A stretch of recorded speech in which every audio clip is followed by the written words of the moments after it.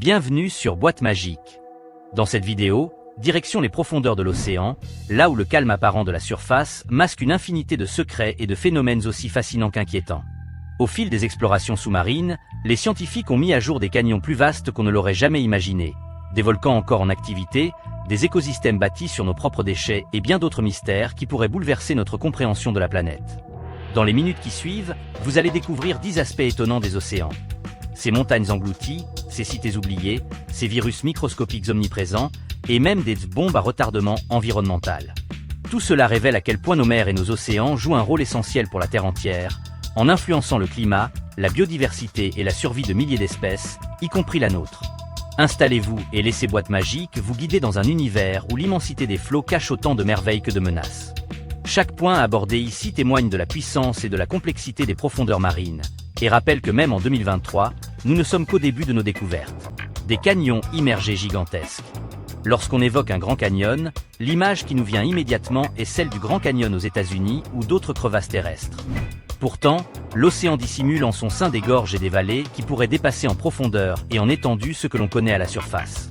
L'exemple souvent cité est Monterey Canyon, au large de la Californie, qui dépasse certains de nos canyons de référence en termes de volume et de vertige. Comment les découvre-t-on ? Grâce à des sonars ultra performants et à des submersibles capables de cartographier précisément le plancher océanique. On y voit des falaises, des cours d'eau fossiles, des ravines. Mieux encore, ces gouffres sous-marins abritent une faune particulière, profitant des flux de nutriments charriés par les courants. Chaque plongée révèle de nouvelles surprises, prouvant que notre planète recèle des continents inversés, impressionnants, invisibles à l'œil nu mais tellement importants pour la biodiversité.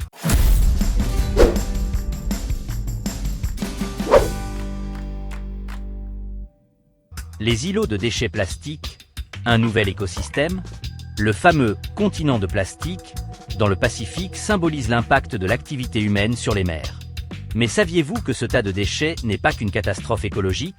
C'est aussi le lieu de vie de micro-organismes qui ont colonisé le plastique au point de former une microscopique plastisphère. Sur chaque bout de bouteille ou d'emballage, des bactéries s'installent, créant une sorte de biofilm où cohabitent virus, algues et petits animaux. Cette adaptation de la nature a son côté fascinant, puisqu'elle montre la capacité de la vie à se développer même sur des supports artificiels. Malheureusement, les conséquences sont inquiétantes. Dispersion d'espèces invasives, risque pour la faune marine qui ingère ces particules, libération de substances toxiques. Des scientifiques espèrent comprendre si certains microbes parviendront un jour à dégrader réellement le plastique. En attendant, la prolifération de ces déchets met en évidence la nécessité de réduire à la source le plastique que nous consommons.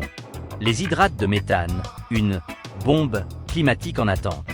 Dans les fonds océaniques, sous une pression énorme et à basse température, se forment des hydrates de méthane, également appelés clatrates. Il s'agit de glaces renfermant un gaz, le méthane, particulièrement redouté pour son pouvoir de réchauffement climatique.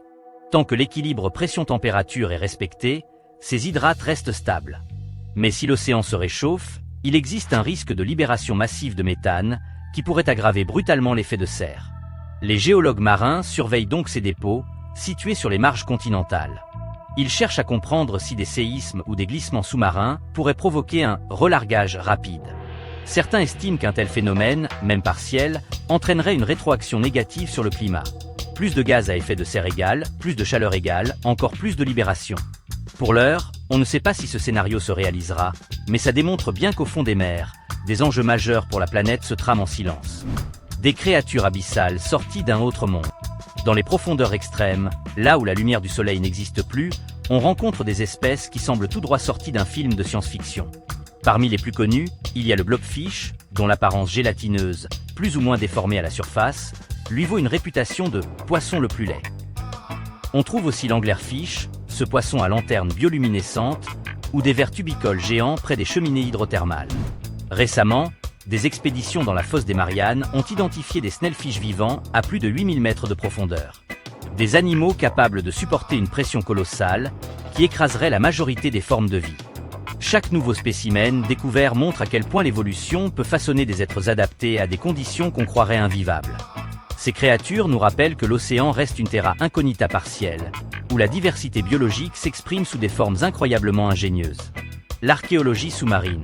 Ville enfouie par les flots. Parmi les mystères de l'océan figurent aussi les vestiges de civilisations disparues, engloutis au fil des siècles par la montée des eaux ou des phénomènes géologiques. Des cités légendaires comme Héracléon, Égypte, ou Dwarka, Inde, ont été redécouvertes sous plusieurs mètres d'eau, offrant des statues, des temples, des embarcations antiques parfois très bien conservées. L'océan agit là comme un conservateur, car la vase et l'absence d'oxygène ralentissent la dégradation.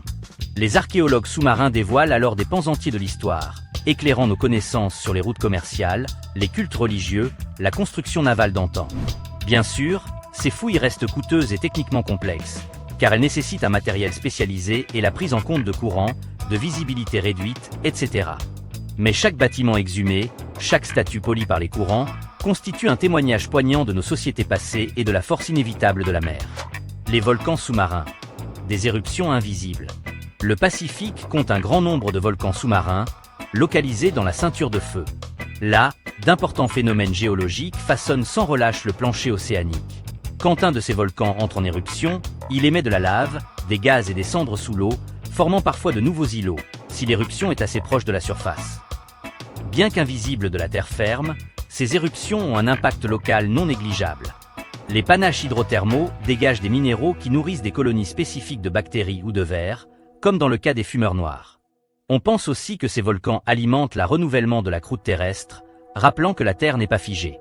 Leur étude aide les scientifiques à comprendre l'éruption sous-marine, un processus clé de la création du plancher océanique. Et si un événement volcanique sous-marin survient à grande échelle, il peut entraîner des mouvements d'eau brusques, voire des tsunamis régionaux. Les courants marins, rouages du climat global. Les océans abritent de puissants courants de surface et de profondeur, qui forment un immense réseau appelé la circulation thermohaline.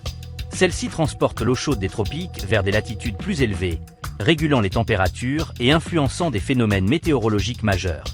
Par exemple, le Gulf Stream adoucit le climat de l'Europe, tandis que l'El Niño, un réchauffement anormal du Pacifique, peut causer des perturbations météorologiques partout sur la planète. Des études récentes suggèrent que ces courants pourraient se ralentir ou se modifier en raison de la fonte accélérée des glaces, modifiant la salinité de l'eau ou les schémas de température. Un ralentissement important du Gulf Stream provoquerait des hivers plus froids en Europe, mais aussi un dérèglement de la mousson en Afrique, etc. Il ne s'agit donc pas simplement de courants inoffensifs, mais d'un mécanisme clé de notre équilibre climatique mondial, dont la moindre perturbation peut se répercuter sur les cultures agricoles, la biodiversité et la vie quotidienne de millions de personnes. Des virus microscopiques envahissent la mer. La taille ne fait pas tout. Les scientifiques ont découvert que les virus marins surpassent numériquement toutes les autres formes de vie dans l'océan. On parle de millions de particules virales par millilitre d'eau de mer, un chiffre hallucinant. Leur rôle, réguler les populations de bactéries, d'algues et de plancton, en infectant certains groupes et en libérant des nutriments lors de la lyse, la destruction des cellules hôtes. Ce phénomène est capital pour comprendre la pompe biologique de l'océan, la séquestration du carbone, la distribution des nutriments, la dynamique des blooms d'algues. Les virus participent aussi à la diversification génétique, car ils peuvent faciliter le transfert de gènes. En clair, ce microcosme invisible gère une partie de l'équilibre écologique de la mer. Pourtant, un changement d'acidité ou de température pourrait favoriser certains virus pathogènes, menaçant la faune marine ou même l'être humain. Mieux cerner cet univers viral est donc primordial pour anticiper d'éventuelles crises sanitaires ou écologiques. Les glissements de terrain sous-marins. Facteur potentiel de tsunami. Le relief du plancher océanique n'est pas figé. Les sédiments s'y accumulent, se déplaçant sous l'effet des courants et des séismes. Parfois, un amas de sédiments se détache brusquement, entraînant un glissement de terrain sous l'eau. Ce genre d'événement peut générer un tsunami, car le placement d'un important volume de matière provoque une déformation soudaine de la colonne d'eau. On a l'exemple historique du glissement de Storegga, au large de la Norvège, qui aurait engendré un tsunami géant il y a 8000 ans. Ces phénomènes sont aujourd'hui étudiés à l'aide de forages et de relevés géophysiques, pour essayer d'estimer la fréquence et la gravité possible de futurs glissements. À l'ère du réchauffement, la fonte du pergélisol arctique sous-marin pourrait déstabiliser les pentes, augmentant le risque. Un rappel que même en l'absence de gros séismes, l'océan peut soudain faire remonter sa colère sur les littoraux. L'acidification des océans, un danger silencieux. On termine ce tour d'horizon par l'une des menaces les plus insidieuses, l'acidification des eaux marines. En absorbant l'excès de CO2 atmosphérique, l'océan forme de l'acide carbonique, ce qui diminue le pH, le rendant plus acide. Les coraux, coquillages et d'autres organismes à squelette calcaire ont alors du mal à se constituer ou à se maintenir. Cela fragilise toute la chaîne alimentaire, puisque les récifs coralliens servent d'habitat et de nurserie à d'innombrables espèces de poissons. Si le processus d'acidification se poursuit, on pourrait assister à un effondrement local de certaines populations marines. Les ostréiculteurs et conchiliculteurs en ressentent déjà les effets, car les larves de coquillages ne survivent pas dans des eaux trop acides. Les scientifiques étudient d'éventuelles solutions, restauration de mangroves, réduction des émissions de carbone, culture d'algues absorbant du CO2, mais le meilleur levier reste diminuer drastiquement les rejets de gaz à effet de serre. Conclusion. Par ces 10 points, vous avez pu constater que les océans sont loin de n'être qu'une vaste étendue d'eau inerte. Ils constituent un puzzle complexe où se mêlent phénomènes géologiques, climatiques, biologiques et historiques. Canyons immergés capables de rivaliser avec nos reliefs terrestres. Plastisphères nés de nos déchets, transformant la pollution en nouvel habitat. Hydrates de méthane risquant, s'ils se libèrent, de bouleverser le climat. Créatures abyssales défiant notre imagination par leur apparence extrême. Vestiges de civilisations submergées, prouvant la montée des eaux au cours des millénaires. Volcans sous-marins sculptant le plancher océanique, parfois sans qu'on s'en doute. Courants marins jouant le rôle de thermostat global pour notre climat.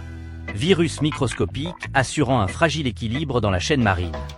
Glissement de terrain sous-marin susceptible de déclencher des tsunamis inattendus. Acidification qui menace coraux, mollusques et toute la biodiversité marine. Chacun de ces phénomènes montre comment l'océan agit comme un système vital pour la Terre entière. Sa dynamique secrète, son écosystème riche, ses colères possibles, tout y est lié. L'activité humaine, avec la pollution plastique, le réchauffement climatique ou l'exploitation des ressources, perturbe des processus installés depuis des millénaires. L'enjeu ? Prendre conscience de la place essentielle qu'occupe l'océan, non seulement pour les peuples côtiers, mais pour l'humanité tout entière. Comprendre qu'en protégeant les mers, en préservant leur équilibre chimique et en réduisant les déchets, nous protégeons aussi notre propre avenir.